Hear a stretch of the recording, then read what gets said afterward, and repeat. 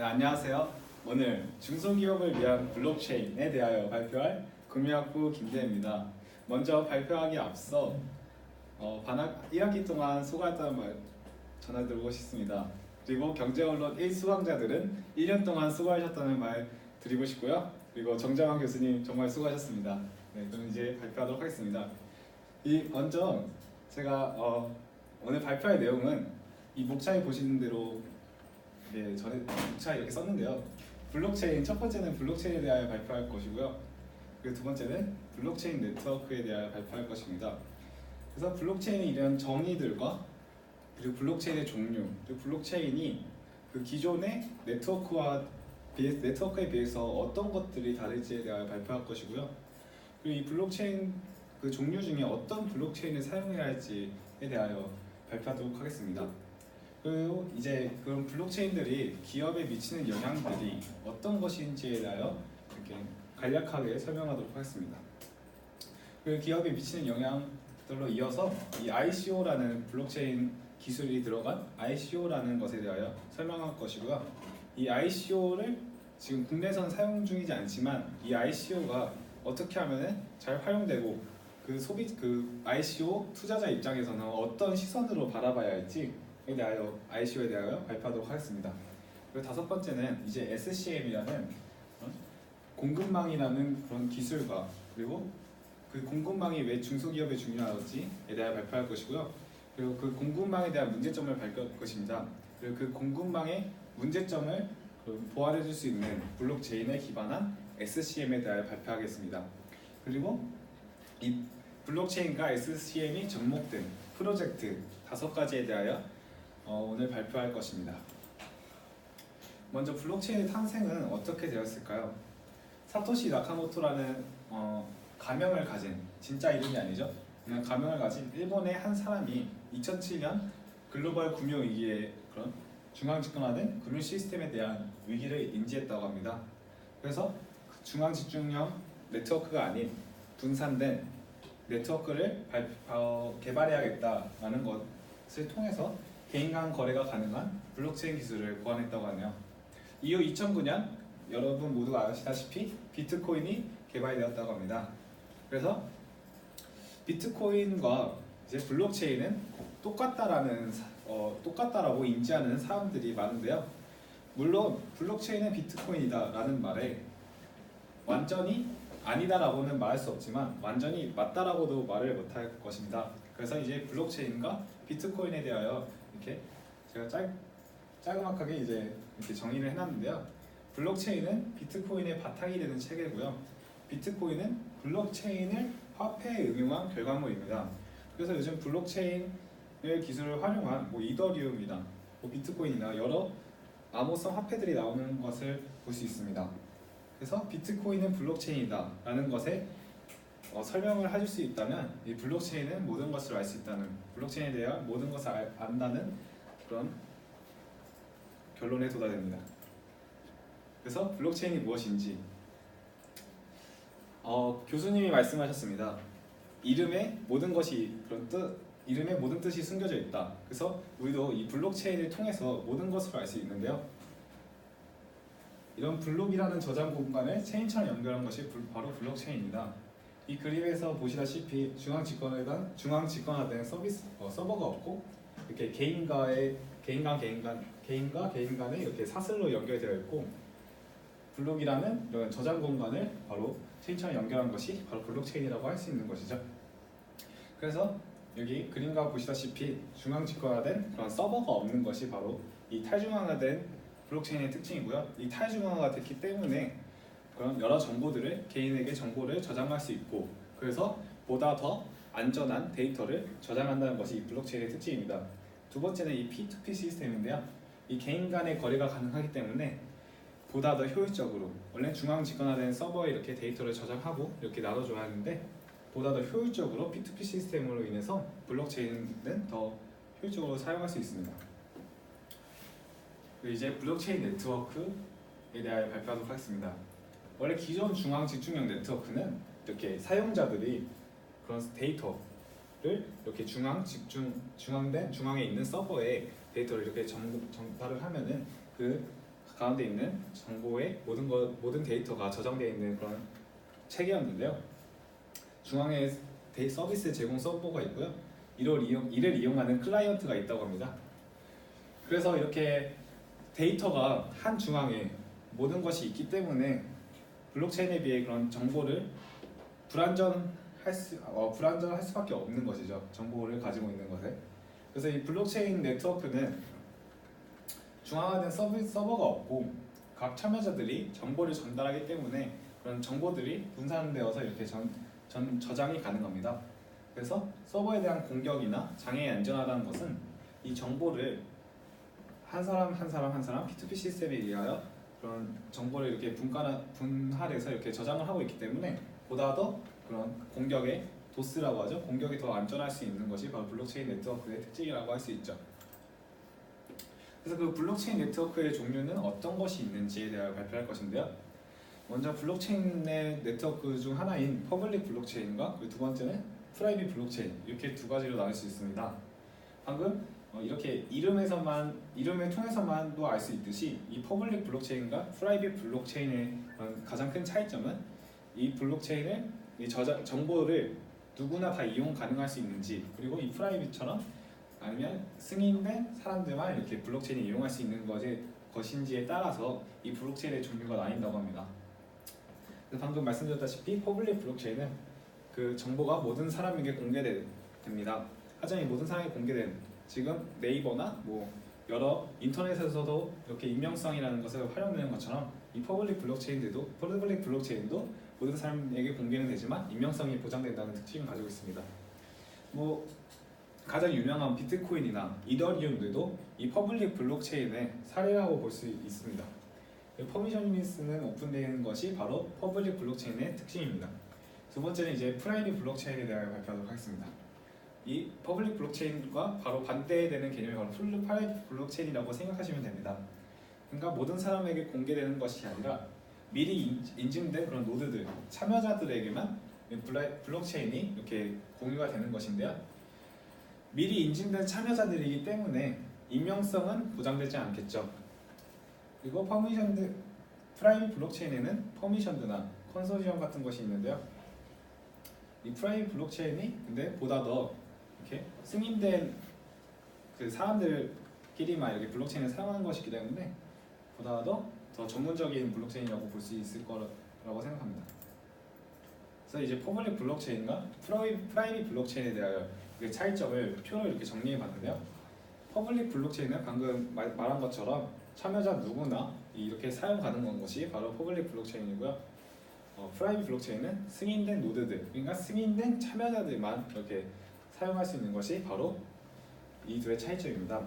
합의 도출 방법 면에서는 퍼블릭 블록체인은 컴퓨팅 파워, 그리고 이 누구나 사용할 수 있는 것이기 때문에 노드 수에 따라서 이 합의 도출 방법들이 달라진다고 합니다. 그리고 프라이빗 블록체인은 구조에 맞는 알고리즘, 그러니까 승인된 노드들만 이렇게 정해져서 하는 것이기 때문에 그냥 구조에 맞는 알고리즘을 선택해서 합의 도출을 하면 된다고 합니다. 그래서 법적으로 이제 규제 면에서는 퍼블릭 블록체인은 현재 인터넷의 문제점이라고도 할 수 있는데요. 익명성 보장으로 인해서 그런 법적 규제가 굉장히 어려운 그런 단점이 있다고 합니다. 반면에 프라이빗 블록체인은 그런 승인된 노드들만 이렇게 블록체인을 사용하는 것이기 때문에 그런 이렇게 자신의 그런 신용 정보를 나타내고 이 블록체인을 사용하는 것이기 때문에 법적 규제가 굉장히 보장이 되어 있다고 하네요. 그리고 데이터 공개 면에서는 이 모든 데이터가 숨김없이 열람이 가능하다는 것이 퍼블릭 블록체인의 특징이고요. 프라이빗 블록체인은 그런 그러니까 승인된 노드들만 열람이 가능한 것이 바로 데이터 공개 면에서 그런 차이점을 알 수 있습니다. 그리고 스칼라빌리티는 그런 확장성이라는 것인데요. 이 퍼블릭 블록체인은 제한적인 확장이라고 합니다. 그리고 프라이빗 블록체인은 그러니까 제한적인 확장의 이유는 이 모든 사람들이 사용하기 때문에 확장 면에서 조심스러울 수밖에 없다고 생각합니다. 프라이빗 블록체인은 금융후선 업무에 적합한 확장성을 바로 가지고 있다고 합니다. 그리고 퍼블릭 속도 면에서는 퍼블릭 블록체인은 10TPS라고 하는데 프라이빗 블록체인은 1000TPS라고 합니다. 굉장히 퍼블릭 블록체인에 비해서 더 더 빠른 속도를 가지고 있는 것을 확인할 수 있었습니다.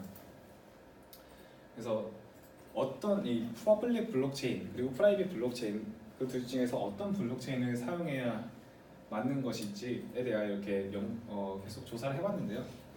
먼저 이것은 이제 어떤 사람의 한 의견이라고 보기에는 요즘 추세인데요. 프라이빗 블록체인은 R3CEV와 같은 연합 형태가 아니면 데이터나 서비스를 분권화에 처리해줄 그런 참여자 확보가 어렵다고 합니다. 그러다 보니 이름 있는 회사들은 그런 처리해줄 참여자들을 이렇게 한 번에 모일 수 있는 퍼블릭 블록체인 기반 암호화폐 사업을 추진하는 경우가 많아졌다고 하는데요. 그러니까 이런 면만 보고 무조건 퍼블릭 블록체인이 그런 기업에 요즘에 사용돼야 할 블록체인이다라고 할 수는 없다고 생각합니다. 왜냐하면 여러 가지 상황이 있는 것이고 그 상황에 맞는 블록체인을 사용하는 것이 중요하기 때문에 여러분들은 무조건 저도 그렇지만 퍼블릭 블록체인만이 중요한 블록체인은 아니다. 즉 퍼블릭 블록체인 그리고 프라이빗 블록체인 둘 다 상황에 맞게 사용돼야 한다라는 것을 결론을 낼 수 있습니다. 네, 이제 그래서 본격적으로 이제 중소기업을 위한 블록체인에 대하여 발표할 것인데요. 이제 중소기업에 어떤 영향을 미칠지, 블록체인이 어떤 영향을 미치고 또 그런 블록체인 기술이 그런 사용된 그런 사례에 대해서 설명할 것이고요.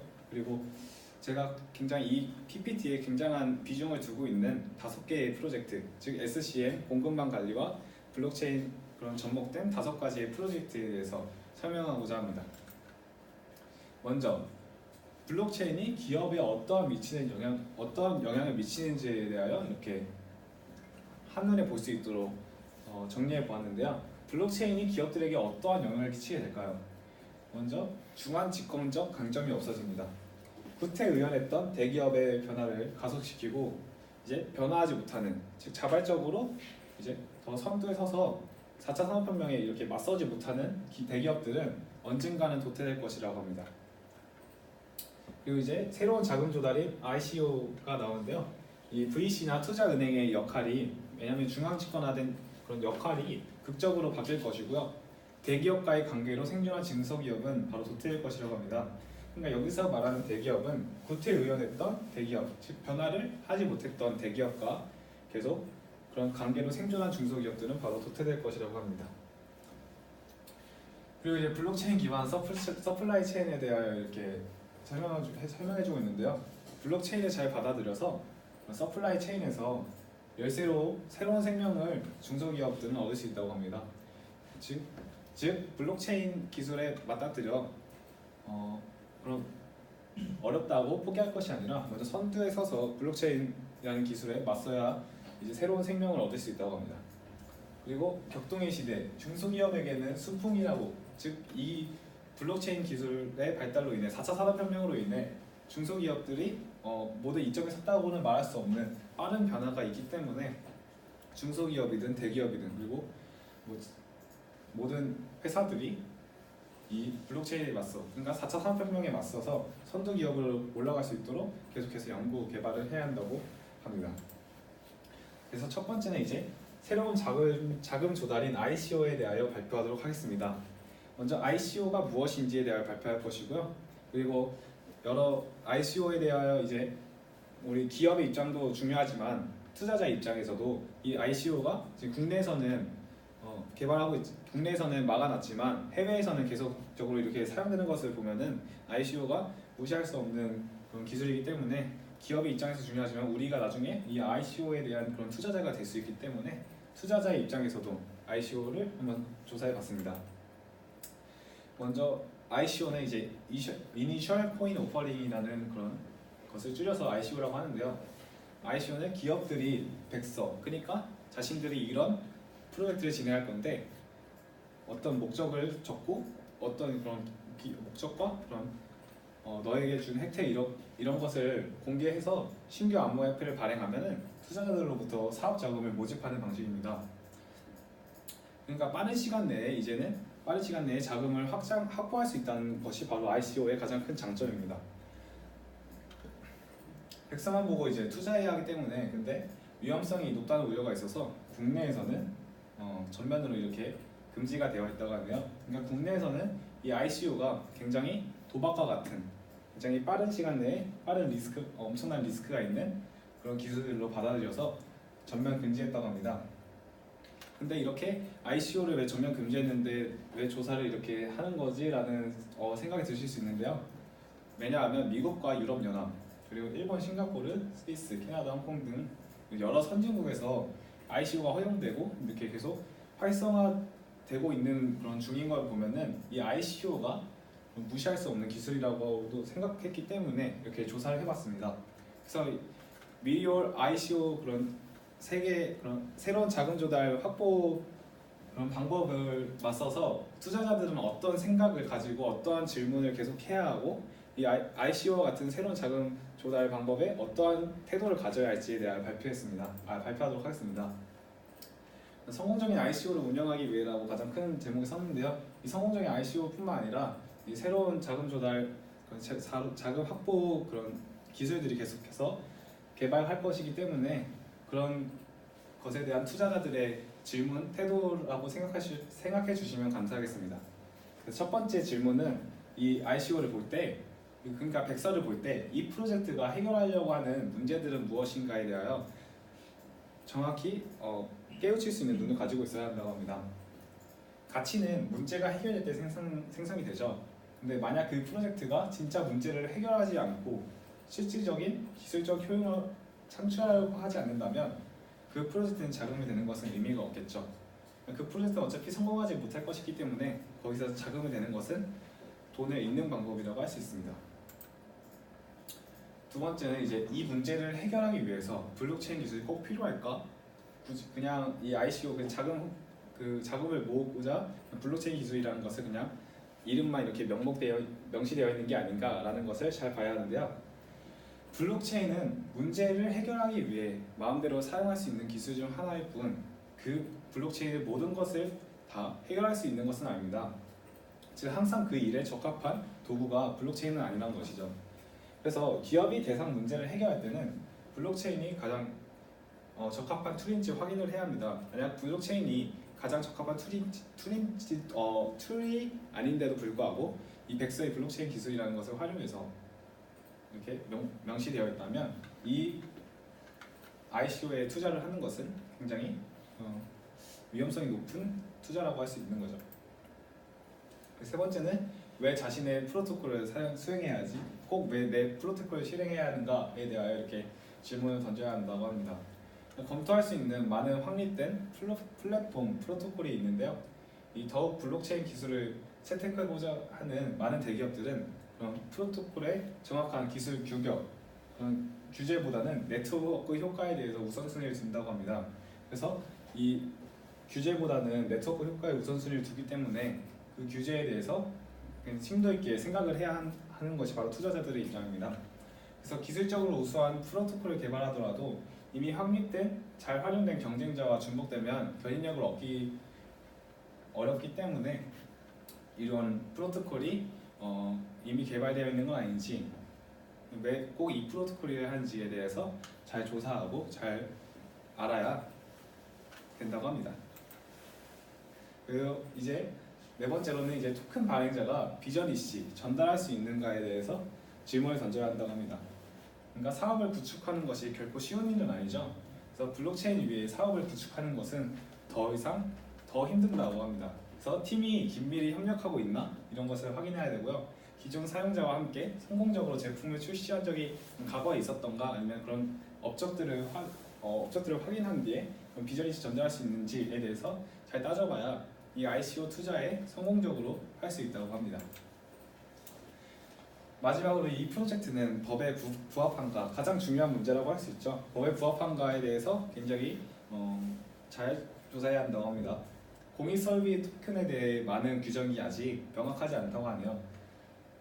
요즘에 4차 산업혁명이 이렇게 기술은 굉장히 빠르게 진보되고 있지만 그에 맞는 규제나 아니면 그런 사람들의 윤리성은 아직 거기에 대하여 아직 도달하지 못했기 때문에 이 프로젝트가 법에 부합한지에 대해서 어느 때보다 더 중요하게 여겨야 할 문제라고 합니다. 그래서 ICO가 존재하는 법을 준수하고 있는 것이 그 확인하는 것이 굉장히 중요하다고 하네요. 그러니까 이제는 그런 기술들만 자세히 알아서가 아니라 그런 법들도 잘 알아야 투자를 하는데 굉장히 유익하다고 하네요. 그래서 ICO 고문과 대화하여 토큰의 본질을 명확하게 하는 법적 의견을 요청하는 것이 이 ICO가 존재하는 법을 준수하는지 확인하는 작업이라고 하네요. 그래서 이렇게 요청하는 것은 일반적인 좋은 관리니까 만약에 ICO나 뭐 여러 자금에 투자를 할 때 그 본질에 맞는 그런 법을 준수하고 있는지에 대해서 요청하는 것이 중요한 작업이라고 합니다. 이렇게 ICO에 대한 투자자들에 대한 입장을 조사해 봤고요. 이제 두 번째는 블록체인 기반 서플라이 체인에 대하여 발표하고자 합니다. 그러니까 서플라이 체인이 블록체인 기술은 아닌데 이 서플라이 체인을 그럼 보완하고자 블록체인 기술 기반 서플라이 체인을 이렇게 설명하고자 합니다. 서플라이 체인이 무엇인지, 이 서플라이 체인을 관리하는 것이 바로 SCM 서플라이 체인 매니지먼트인데요. 서플라이 체인 매니지먼트는 기업 내부와 기업 간의 공급 및 수요 관리를 통합한 것이 서플라이 체인 매니지먼트라고 하는데요. 이렇게 그림에서 보시다시피 이 서플라이 체인 매니지먼트를 통해서 그런 많은 활동들을 할 수 있습니다. 이렇게 공급 및 수요 관리를 통합할 수 있고, 뭐 비즈니스 모델도 이렇게 응진력 있게 할 수 있고, 소식 및 전달, 전환 및 모든 물류 관리들도 이렇게 계획 및 관리가 이렇게 SCM을 통해서 짜여진다고 하네요. 그리고 공급업자, 중개자, 제3자 서비스 제공자 및 고객이 될 수 있는 파트너와의 조정과 협력도 이 SCM에 모든 것이 포함되어 있다고 합니다. 이 SCM의 기능이 너무나도 많아서 다 이렇게 쓰지는 못했지만 가장 중요한 그런 4가지 정도를 뽑아서 이렇게 서플라이 체인 매니지먼트에 대해서 설명했습니다. 그래서 이 SCM이 왜 중소기업에 필요한 것인지에 대해서 어쩌면 궁금해하실 분들도 있을 거라 생각해서 이 SCM과 중소기업에 대한 관계에 대해서 이렇게 조사를 해봤는데요. 먼저 중소기업을 위한 공급망 관리의 이점은 무엇일지에 대해서 이렇게 조사를 해봤습니다. 이 그러니까 SCM이 아니라 중소기업, 모든 기업들은 이제 경쟁력을 유지하기 위해서 최저 가격으로 우수한 품질의 제품을 계속 제공해야 하는 것이 바로 이 경쟁력을 유지하는 방법인데요. 제품 원가를 최소화해야 하는 필요성 때문에 효과적인 공급망 관리는 필수적이라고 합니다. 제품 원가를 최소화해야지 더 이득을 볼 수 있기 때문에 굉장히 중요한 필요성이죠. 네, 제품의 모든 그런 과정에 소요되는 비용이 있는데 이러한 비용을 더 효과적으로 낮게 유지하는 것이 경영진의 책임이므로 회사는 이러한 전략을 소비자에게 계속해서 전달이 가능하다는 것이 이 SCM을 통해서 그런 프로세스에서 발생하는 불필요한 비용들을 줄일 수 있는 것이 바로 SCM의 장점이고요. 이 SCM의 장점을 통해 중소기업은 더욱더 경쟁력을 유지할 수 있고 더욱더 이점을 볼 수 있는 것이죠. 그래서 이제 SCM과 블록체인, 왜 이런 SCM이 어떤 문제가 있기 때문에 블록체인의 기술이 이렇게 기반이 되어야 하는 것일까? 라는 질문이 있었기 때문에 이 SCM의 문제점에 대해서 한번 조사를 해봤습니다. SCM의 문제점은 전체 공급망에서 재료 및 제품의 상태, 그리고 무결성에 대한 정확한 데이터를 수집하기가 어렵다는 그런 문제점이 있었다고 합니다. 그리고 또한 데이터를 이용할 수 있는 곳이라 할지라도 수집, 집계, 보급, 무엇보다도 그런 정확성과 완전성을 보장하는 것이 어렵다고 하며 이런 어려움 때문에 바로 해결점으로 고안된 것이 바로 블록체인 기술이라는 것이죠. 먼저 해결 방법 첫 번째에 대해서 설명할 건데요. 첫 번째는 이제 신뢰관계가 최소화된 방식으로 모든 이해관계자들 대상으로 한 데이터를 액세스를 개선함으로써 해결 가능하다는 것이죠. 신뢰관계가 최소화된 방식이 굉장히 키워드라고 할 수 있습니다. 그리고 이제 가장 중요한 블록체인은 이제 불변의 데이터를 검열해 저항할 수 있는 변조 방식으로 저장이 가능하기 때문에 블록체인은 디지털 토큰을 안전하게 보관하고 운반하는 데 유용하다고 합니다. 즉 이렇게 정확성과 완전성이 떨어지고 정확한 데이터를 수집하기가 어렵다는 이런 문제점들을 블록체인을 통해서 해결할 수 있는 것이죠. 네. 그래서 이 SCM과 블록체인, 그러면 이 블록체인에 기반된 SCM도 SCM에 대하여 어떤 질문이 있을지, 그러니까 어떤 문제점이 초래될지에 대하여 이렇게 질문들을 한번 조사해봤는데요. 먼저 첫 질문은 신뢰할 수 있는 방식으로 물리적 자산을 디지털 방식으로 표현할 수 있는지 어떻게 알 수 있을까에 대한 질문이고요. 두 번째는 이제 블록체인에 입력되는 데이터의 진위 여부를 어떻게 확인할 수 있을까라는 그런 질문이 있습니다. 그래서 이런 질문에 정확한 답을, 그러니까 아직은 완전한 답을 해줄 수는 없다는 부분이 있어서 아직 해야 할 일이 많이 있다는 것을 알 수 있었습니다. 그리고 이 많이 분장 원장 기술이 SCM 공간에 극적인 개선을 유도한다는 것을 의심할 여지가 없다는 것이죠. 그래서 이렇게 정리해봤고요. 그리고 다음으로는 이제 그런 블록체인 기반 서플라이 체인 어떠한 프로젝트가 있고 어떤 사례들이 있는지에 대하여 조사를 해봤는데요. 먼저 들어가기 앞서서 블록체인, 그러니까 서플라이 체인과 블록체인이 접목된 그런 기술은 어떤 공통점을 가지고 있는지에 대하여 이렇게 조사를 해봤습니다. 이제는 경쟁업체가 정보를 공유하고 데이터 표준의 상호 운영성을 위해서 노력하는 것이 모두에게 가장 큰 관심거리라고 해서 이 프로젝트들이 계속해서 보완되는 점이라고 합니다. 그래서 이 공급체인 산업의 중점을 둔 블록체인 프로젝트 5개에 대해서 이제 설명할 것인데요. 기대가 되시죠? 네. 그래서 저는 첫 번째로는 이제 비체인, 두 번째는 왈톤 체인, 세 번째는 엠브로서스, 네 번째는 오리진 트레인, 다섯 번째는 와비.